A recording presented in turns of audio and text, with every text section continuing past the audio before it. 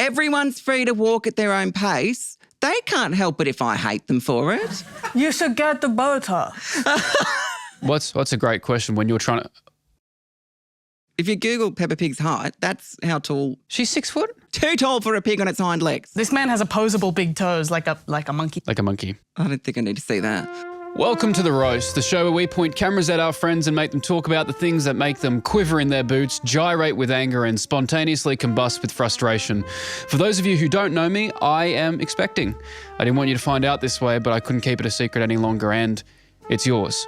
In other words, I'm Lachy Mac, and as per usual, I'm joined by the result of what happens when you combine every Tim Burton character into one and give them a sugary drink whilst unsupervised. She's got spunk, she's got moxie, and a handful of other tropical diseases. She puts the E's in, please get away from me. She's Edan McGovern. Oh, kind as ever, Lachy. Great to see you. Great to see you. We were just, I think we should get into what we were just discussing before. What was that? Did Austin Butler have teeth in June? No, he didn't. He just had gums. And now I can't stop picturing him doing the Elvis voice with no teeth.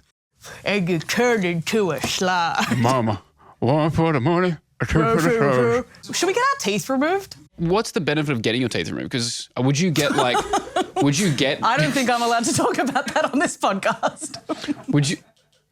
Would you get veneers? You got good teeth though. Thank you. I wouldn't get veneers. No, you want to get those big chompers? No. You know when they look like a horse? Like they could bite into an apple with only their front teeth? Like they go through the core. Yeah, they're eating the whole core. No, but that is good. That's a really good bit there, Edan. Thank you. Happy for you. You're welcome. You salute me? Yeah. I didn't realise you were in this. I'm getting into respect recently. Oh, who you been respecting recently? I'm still working on that part. I'm just getting into it as a concept. I'm not really sure who to aim it at yet because no one really demands it. I am also getting into slow cooking. Oh, as opposed to fast cooking? Yes. Fast cooking, nailed it. This is a slow cooker and we've got some lamb ragu parpadelle on the menu today. Some what? Lamb ragu parpadelle. What does that last word mean? It means my father's deli. My father's deli? A deli that my father owned. The deli of my father. The deli of my father. Beautiful. Well, I'm looking forward to it. Well, we've got a slow cooker and we've got a slow topic as well that we're going to be getting into. I don't think you should call him that. With that, let's just jump straight in.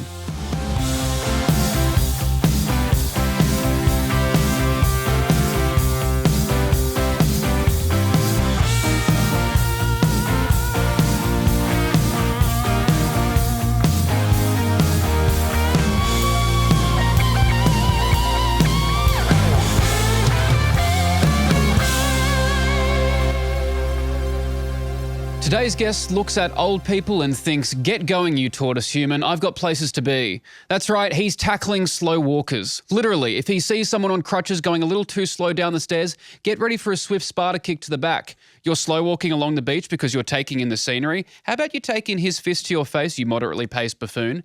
He's got skin that makes you say maybe it's Maybelline and hair that makes you go maybe it's a wig. He's a darn tootin' cow wrangling, shit shoveling, piss sinking, true blue country boy, except he just says "darl" way more than the rest of the population of Bogan Gate combined. That's also what we call the front door of every house in Cronulla, a Bogan Gate. Without further ado, the wonderfully talented, quick-witted, gorgeous human being that is Mitch Coombs. Wow. Well, I mean, thank you, firstly. There's so many things I need to correct there. Go for it. It's darlin', not dull. That's what I say, yeah. Also, don't bring crutches into this, please. That's Why not? different. That's very different. Okay, well, these are the things that we need to get into. Yeah, okay, I got to wipe the slate clean because you've just painted me as a real mole. But it's just the thing, we destroy you at the start so we can build you up for the rest of the episode. Great, okay, we'll start building, mate. Absolutely. It's so good to have you here. I know that we got to get you out of here by 1:15 because you got a Botox appointment after this. Yeah, I do. It's just down the road, so yeah, it should line up perfectly. Yeah, just raise your eyebrows for me. You don't need it. There's No, but nothing it's coming moves. back. I'm due for a top-up. See, if I do that, I look like I have a Wi-Fi signal in my forehead. Yeah, but because I've got a bigger forehead than you, Look at this. it would go up into here. I can do a rainbow across there. I don't know if it's doing it right now, but pre-Botox, I would have individual Wi-Fi signals in my receding hairline, like 2 here and 1 there. So top that. Lachy actually communicates with me through sort of, he will make different faces and different letters of creases will sort of be shown on his forehead. You could hotspot from Minder, honestly. I think one of the funniest things I've ever seen at a stand-up event was a lady had called you out when you were talking about Botox, correct? Yes, I said, maybe, do you guys think I should get Botox? And a lady in beautiful 2026 Bondi said, yeah, you need it. But your response was maybe one of the funniest things I've ever seen, because then you proceeded to talk back to her whilst doing her face. Oh, yeah. Oh, what was her face? Show me. You should get the Botox. Okay, mine's subtle. Please tell me if I ever get to that point. Right? No, you have a perfect face and perfect hair. Your hair is always so good. I actually put mine up in respect. No, I'm having a good hair day. Even my partner said, wow, like it looks especially good for once. Like it's not like this all the time. It is, though. Every time I see you, it's like, every time you walk into the room, I'm like, Is that Mitch Coombs? look at him walking. That's how it feels every time. Well, I can't help but notice they've turned the aircon off in here. So give it 15, it'll be frizzy as. Nice and frizzy. Well, I just got the perm recently as well, so I might be meeting you there. Did you? I did get a perm. Yeah, I've coloured hair, which they tell you don't do that because your hair's going to be fried. I'm going to go bald in like 5 years.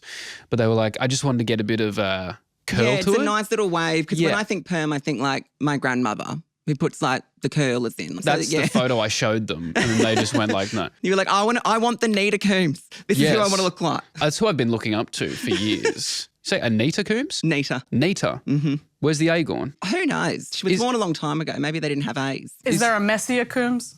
Huh? Messier? You said Nita? That was a slow burner, that one. A slow cooker, I beg your pardon. Sorry, I can't hear you over the applause happening for my joke. I haven't gotten any so far. That's me goal while I'm here. Oh, I didn't have to work very hard. I said that was my goal while I'm here. Goal achieved. We have built you back up. Great, all right. Now it's time to talk about the important issues in the world that everyone's talking about, but you're leading the charge. I Mitch, don't think enough people are talking about it. can you please tell us what your roast topic is today?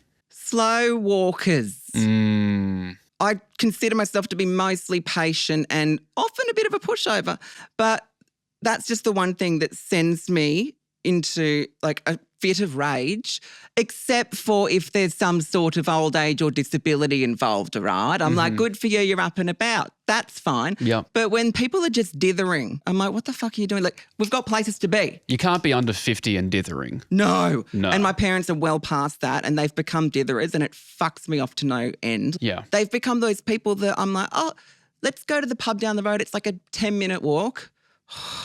They're at the age where I'm like, do I have to hold your hand when we cross the road? It's not safe the pace they're walking at. See, I've always, when you said slow walkers, my initial thought was when you're walking somewhere and there's people in front of you. That I hadn't even given it the thought that these are people that you know, people that you love, that have raised you, and now you have to deal with the fact that they're ditherers. Yeah. If there's someone walking in front, a quick excuse me might solve the problem. You still have that moment of rage. But when you're walking with someone and you're like, I'm having to actively use all of my brain to try and walk at their pace because my instinct is just soldier on. I've got places to be. I find myself to be a fast walker as well, and I cop the, you got somewhere to be? Yeah, that's why we're walking. That's why I'm going there. We're going somewhere. You got somewhere? Yeah, I've got somewhere to be. We have a flight to catch. Speaking of the dithering, if you're hanging out with people who are walking slowly and that's a bother for you, have you ever considered perhaps joining a run club? Because they're some of the fastest walkers out there. Some would even consider it running. See, I don't like to cross that line because I hate running. My knees and my ankles don't like it, but I can walk quickly. Have you noticed if you're a fast walker too, there's a real discrepancy with like maps when you put in how long it's going to take to walk there. I if see it as says a challenge. 10 minutes, I'm like, I could do it in 6 or 7. Yeah, and like my partner's the same. He calls it gay walking because we always just like, but then recently he got crook and so he's become a slow walker. And even he's apologising to me going, I know you hate this because he's slowing me down. And I'm like, it's a real test of how much I love you right now because I know you can't help it and you'd love to be walking quickly, but it's bloody hobbling around going, my tummy hurts. I'd say cut him loose. You're just timing him going through the living room to see like, okay, the pace is improving a little bit Pretty here. much. What are you doing over there, by the way? I'm Oh, curious. I'm just putting some stock in my little slow cooker over here. Do you need a hand with something? Like, I'm just wary of the optics of the woman in the kitchen and us sitting here doing fuck all. Do you need me to help with the gravy or something? She likes it. You think you being on the set doesn't offset the gender stereotypes? You beautiful bitch. I'll take that and I just won't lift a finger. Suits me. I'm going to a couple of places. Tell me if it's appropriate or not to be a slow walker in these places. Sure. A Westfield. I think you just need to be aware of like the lane you're in. Because if you're sort of hogging the whole thing and you're just sort of looking up at, oh, is this the shop? Which number is that? And if you've got all these shopping bags and perhaps a trolley, just be aware of how much space you're taking up. Especially when you get into the Christmas time of year and people are deciding, well, I've just come to Westfield to have a look around. No one's there to have a look around. Everyone's stressed out. Everyone's going to buy 15 different gift vouchers. And I don't fuck around with that. I'm going here, here, here. Yeah, if I'm bringing someone along, I'm not here to have fun. We're not here to have a leisurely stroll through Westfield. We're here to get shit done. You know what the worst is though? When like there's some person, I was going to say lady, but I'll say person with a trolley and they're walking along like, and then they see a shop front and they sort of turn to look at it. Oh, what have these people got? And they turn with the trolley. So they're blocking the whole walkway. And I'm like, don't mind me. Excuse me. Sorry. And they don't move. They just go, you're right. Oh. I shouldn't be apologising, bitch. So you're the one hogging the walkway. Do you reckon there should sort of be like a swimming lane approach, a fast lane, slow lane, fun and splash? Yes, fun and splash lane. Who's going in the fun and splash? Well, I was on a travelator in Marrickville Metro shopping centre the other day and someone had spilt an entire soup on the travelator, so that. You know someone eating a soup on the travelator, that's your mortal enemy, someone taking their time. No, but I feel like they're in such a rush that they don't have time to sit and enjoy the soup. So I respect the hustle of that. Mad as it is, that behaviour, I get where they're coming from. I bet they were heartbroken and also like a bit embarrassed making that mess. It is pathetic because I'm just now picturing them trying to scoop bits of soup off the travelator back into the bowl. I'd just run away in that situation. That's where I'd graduate to a run from a walk. Yeah, I'm at the stage now, if I drop like a $20 note on the ground and a light breeze picks that up, I'm not chasing after that. If someone sees me chasing after, I'd rather just let it go. Like it's gone. I'm chasing the coins down those things that rolls them around into the hole. A little kid's putting it in and you're spiral. going... I'm sitting on that like a slide and going around. What about the airport? How do you feel about slow walkers at the airport? You know when they go, oh, the gate is now boarding. I hate slow walkers so much that I'll be the last person seated because I don't want to wait in the line because as soon as there's a little bit of movement in the line, there's like, I don't know, Bronwyn with her 6 suitcases and her kids go, oh, the line's moving. Oh, let's go. And I could overtake you right now. There's a gap. I could just jump right in. I don't want to bother with that. No. So I just sit and I go, God, there's a sucker born every minute. Look at them all lining up. I've actually had to be reminded to get off the flight because I do the same thing. They all stand up as soon as, the seatbelt sign is turned on or off, whatever. Oh, this shits me. And they all just like stand there waiting to get off and I'll just be like, well, I've got reception now. I'll just see what's happening on my phone. What have I missed? And then I've had a flight attendant be like, excuse me, you can get off now. I was literally the last person there. You're the only person who's like, I wish the flight was longer. Yeah, exactly. But guess how quickly I walked off because there was no one in front of me. Who's the real winner? I don't understand what it is about airports or being on an airplane which causes people to revert back to basically having their first day on Earth. Yeah, I know what you mean. Like, don't even get me started on people who are standing up to get their bags out while the seatbelt sign is still on. I don't care if we're moving like 1 kilometre per hour. You have to sit there anyway. It's a zipper merch. It goes row by row. There's no need for you to get in front of people. I love when someone calls somebody out of like, we're all getting off the same flight, it's fine. Yeah. I'm a big window seat guy. Yourself? I'm an aisle. I'm a bit of a window seat. I like to make sure the plane's still up and just checking that everything's good outside the window. I don't want to know. I'm like, surprised me. There's sometimes where the plane makes a noise. I'm just wondering what that is. Because I feel like we're nose It's me in the bathroom. For the 100th time on a flight to Melbourne. If I'm in the window seat and the 2 people in the aisle and middle seat get up and they want to get their bags out really quickly so they can stand there for 15 minutes with their head crouched. Like morons. Yes, I'm going to take up all 3 seats. I'm going to put my feet up on the seats. How are they not using it? I'll put my legs up. You've given up those seats now. You've decided I am disembarking this plane. I have not made that choice yet. I've made the choice that I am still seated. I will grab my bag when I'm ready. You can have a little nap in that 15 minutes. Absolutely. And then they try to sit back down. I go, no, you've grabbed your bags. There simply isn't enough room for us. Finders keepers. Do you know what the best part is though? On the flip side, like if there's someone in your row who is self-aware, let's say she's an old lady, Mavis, I'll say, even though there's the zigzag approach, as you said, she'll be like, no, you go, and she'll wait till last. But she's in the aisle. So what about the other people on her, in the window bit? you're just like, now what do we do? Do we like lap dance her on the way out, or do we just wait with her out of solidarity? What's a great question when you're trying to? That's. I'm just. Oh, this. No. I just wanted to look. That's fine. Oh, okay. If you're going out of the seats, are you going ass to your fellow passengers, or are you going crotch to your fellow passengers? I don't know what's worse because I don't want to make eye contact with them. Maybe it's easier to pretend it didn't happen. Maybe it is a power move to make eye contact with them though, especially if they're the ones who don't move out of your way. Yeah, the ones that wait behind. I'm just like, sorry, Mavis, bye-bye. Yeah. Where do you think has been the worst place you've encountered slow walkers? Like, where does it shit you the most? Actually, the most is at the supermarket. They're not necessarily slow walkers, they're slow browsers. Like, I'm going in for a bag of Parmesan cheese or something, and they're really fucking taking their time to make their mind up about what cheese they want, and they stand there like, and then I'll just be pacing behind them. And they can tell, oh, sorry, mind your way, but don't do anything. I'm like, I'll come back for the cheese because I actually can't deal with this. Like, I might knock them out. It could happen. Do you think you don't like slow walkers because you rely on fast walking because you cannot drive? What do you mean? I drove here today. What are you talking about? Can you drive? All the bold claims on this podcast. Wow, Edan. I'm almost certain I've given you a lift somewhere, bitch. Like, I'm certain. You might have.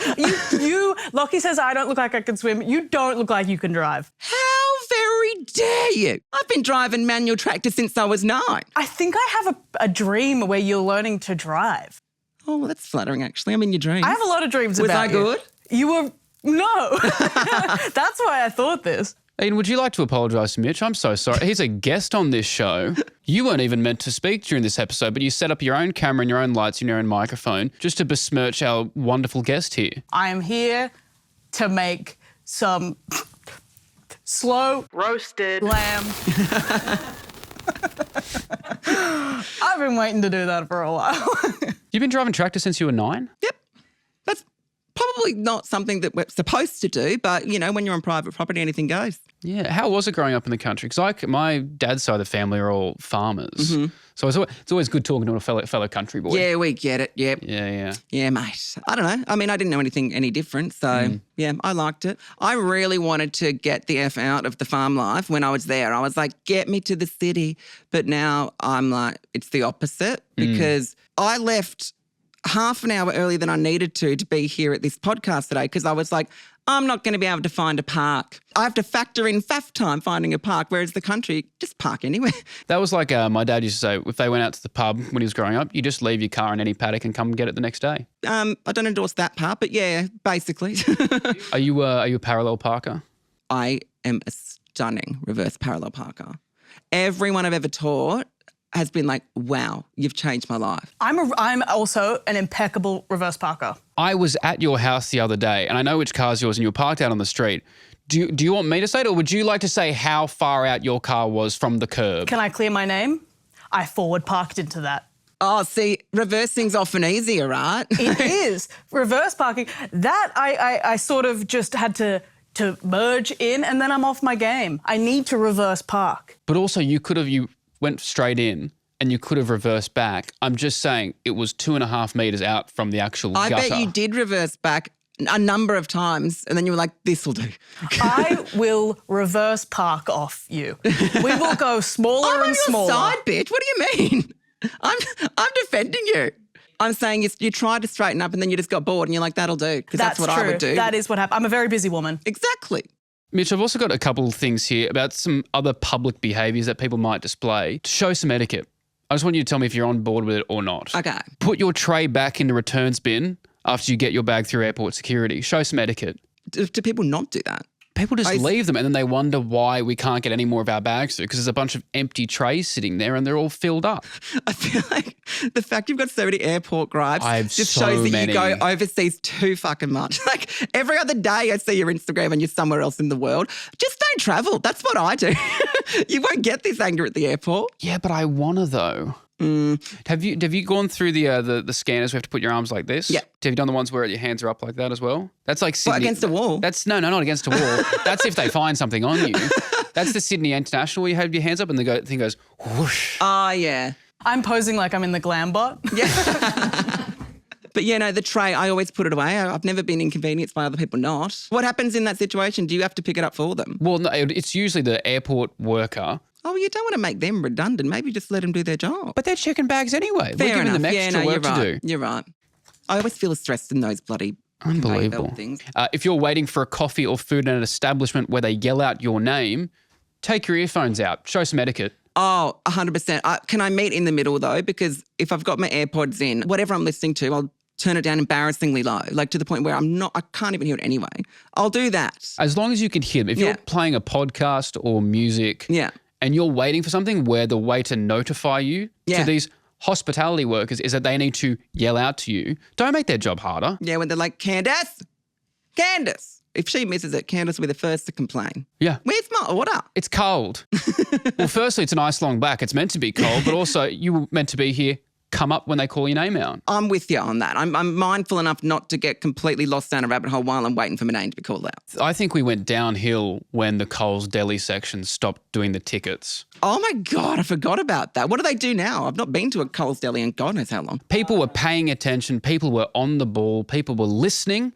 We were a more present society when people were taking a ticket and having to listen out to Margaret behind the deli section at Coles go, 83, yes, I'd like 4 kilos of lamb, please. Yeah, you're right. And also back then, like, headphones weren't as normalised. Like, if you had them in public, people thought you were an emo. Yeah. If I let you merge into my lane, give me a courtesy wave, show some etiquette. I go above and beyond the courtesy. I'm like, thank you so much. Thank you. I have a small letter of appreciation folded up into into a paper airplane that I throw to them. I always like to make a point, if I've got multiple people in the car, we'll make sure we all do a wave all at the same time and go 3, 2, 1. And you have 4 people going like this. I love that. That's so cute. Because the person behind you won't even feel grateful. They'll go, what the fuck just happened? Yeah. I think that's a good way to do it. Now that's spread and joy. I like that.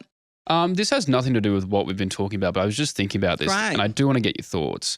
There's been a huge debate online especially. What is better and will have a greater legacy when all is said and done, Peppa Pig or Bluey? I guess Bluey. Yeah, right? But the Brits get very upset because they're like, Peppa Pig is that's their odyssey. I don't even know that Peppa Pig was British because they've got their own like bespoke accent and it's annoying. Isn't it like, aren't they like uniquely British? No one in Britain would fucking talk like that. Like they've got their own like weird Kath and Kim twang on it, you know? Yeah. And then Aussie kids have started picking up on it and speaking like Peppa Pig. Even my nieces and nephews speak like Peppa sometimes. I'm like, turn that shit off. Well, the other thing is that I don't believe that if a pig stood upright like they do on Peppa Pig, it would be over 6 foot. If you Google Peppa Pig's height, that's how tall. She's 6 foot? Yeah. I don't know if it was a Google glitch, but like seriously Google it. Too tall for a pig on its hind legs. This should have been the topic of today. Maybe it was the parent, because then if Peppa's 6 foot, how fucking big are the parents? They have to be like 12 feet tall. Yeah, like these Hagrid-ass pigs. What are they doing? Peppa Pig wears lifts, confirmed. We've also got a list here of some things it's our burn list. We've got a couple of things, public behaviours. Just tell us if they're a burn, if you're happy for them to keep, and we're overreacting. Okay. Talking on speaker in public. Nah, stop it. Because that doesn't make sense. That's harder to hear. Yeah, but it's always a real estate agent. He wants you to know that he's closed the deal on a beautiful, spacious 1-bedroom apartment here in the sunny beaches of Canterbury. It's got a lot of character to it. It's a 0 bathroom, 0 windows, 1 mattress on the floor property. We're getting a lot of offers for this one, so please, we are looking for interested buyers. It's never the people you want that are talking on loudspeaker, because then someone won't be talking on loudspeaker and you'll just hear them go, what? Yeah. She can't do that. Why did you put her on? Put her on. I also find it funny when people are like in their parked car and they're talking through the Bluetooth thing, and I don't think they realise how soundproof their car is.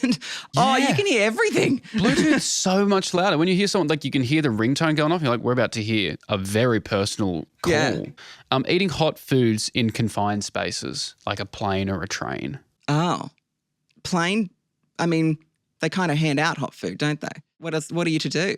Well, I think play on, yeah. I'm bringing this on my next flight. Yeah, good. I grabbed that. It was really hot, but I played it off really well. The slow cooker was hot? Mm-hmm. Okay. Leaving the shopping cart just somewhere in the car park. No. Nah, don't be a dog. Nah. 100% agree with that. My beef with like trying to find a parking spot, if there's one being hogged by someone else's trolley, nah. And now you're the guy, you have to get out to move the trolley and people behind you are beeping because they don't know what's going on and you don't realise I'm actually doing everyone a favour here. Yes, I hate the beep from behind. I'm like, I'm trying my damn best. Can I ask, you're obviously a social media veteran. Oh, God, that makes me sound old, but sure, I yeah. thought you'd say that.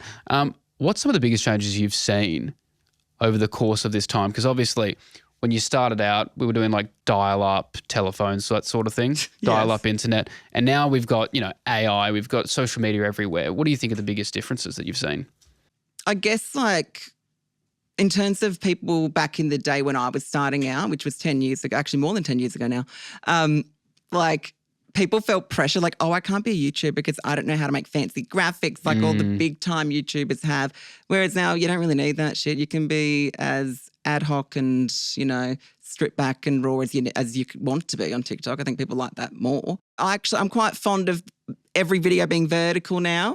I like really? that. I'm kicking myself for filming everything landscape or horizontal, whatever, back in the day. I was trying to repost one of my original viral videos from 10 years ago and I was trying to crop it vertically and I'm like, damn, you can see every pore on my face. I'm not cropping that vertically. It was just too close. Because I remember the stat at the time being like, I think it was, I'm going to make it up. Don't quote me on it. But it was like only like 30% of people can be bothered turning their phone to watch something bigger when it's landscape. And I was like, thank God I'm not alone. Everyone is lazy like me because I never freaking do that. I've been trying to fix my attention span by watching like Survivor. Because then you sit through it and you can't speed through it and just like trying to fix that. I don't know if you've had that either. Even like reading books, I've found myself, I'll get halfway down the page and my hand's already grabbing the page of like, get ready to turn. It's like, you can't speed this up. So I'm this is insane. I'm really practicing reading a book, no hands and only turning the page when I really have gotten to that last word. Because otherwise I'm just like, I'm not even reading it. You have to really fold that are you bitch holding because it with your feet? Yeah. Yes, I'm holding it with my feet. What else would I be holding it with? What a silly question, Eden. How close to your face are your feet holding it? I'm just like, my eyesight couldn't do that if I'm looking down at my feet. I'm surprisingly flexible, Mitch. This man has opposable big toes like a monkey. Like a monkey. I don't think I need to see that. I want to see the flexibility though, but sure. Well, How do you hold a book? Hold that script. we can get it. I was told I had to put shoes on for this podcast, but Ah, well. here we go. See, a book is less floppy than the script. So I see Yeah. where you, Do you know what I mean? Now that would work. This is Good for surprisingly, you. this is not the first time my feet have been up on the desk. Before we get out of here, we've obviously talked about slow walkers. We've talked about the issues that we have and the problems. Do you have a solution or is there something that can be done to fix the problem, get rid of the problem? What do you think? I don't say these words often, but I'm prepared to admit that perhaps I'm the problem. Wow. Everyone's free to walk at their own pace. They can't help it if I hate them for it. It's my burden, not theirs. That Oh, I got one. Yay! you showed real growth there, Mitch. That's the first person. Everyone has doubled down at the end and gone, no, what I believe is this. And you just went, you know what? Well, I figured that this is the place for something that makes me irrationally mad. I know it's irrational. If I was going to be irrational, I could make all sorts of threats against slow walkers, but we won't go there. It's beautiful. Yep. Should we eat some bloody lamb now? You want some Please. lamb? Let's eat some lamb. Please. Well, a very talented chef. She's been working hard. Edan has prepared this lovely meal. And could you please tell us what you've got and where is it best enjoyed? Guys, here is beautiful lamb ragu parpadelle. Imagine you've been cooking all day and your beautiful children, Our children? Rosemary, One on the way. Yeah. Okay, cool. Thyme and ragu have been playing all day and then they come in and you go, here you are, children. And they go, thanks, Mum or Dad or Mitchell. And then everyone, you play a beautiful game of cards together. Oh, it was a beautiful image up until that point. Nah. You don't Boring. like... Boring. Wait, sorry, we put on Peppa Pig. Sorry, you play poker with the Oh, should we put a little bit of this on here as well? You want a little bit of cheese? Oh, please, a little bit of cheese. Say when. When? No, because I won't be saying when anytime soon. Keep going. Okay. Email. Just tip the whole basket on there. Yeah, that's for me. Thanking you. See, we at least set the table. The woman didn't have to do everything. Yeah, so we're helping out.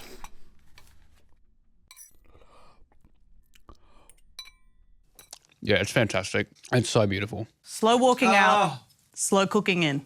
Stunning. Oh, very nice. Thank you. Mitch, as we come to the end of this and we enjoy this delicious meal, is there something you'd like to toast to, something we've talked about, to leave on a positive note? No, I'm eating This reminds me of how my mum used to make it. She's alive, by the way. Oh. That sounded way too sentimental for what that sentence was. Well, here's to Mitch's mum and how she used to be very good at cooking. Thank you, ladies and gentlemen. This has been The Roast.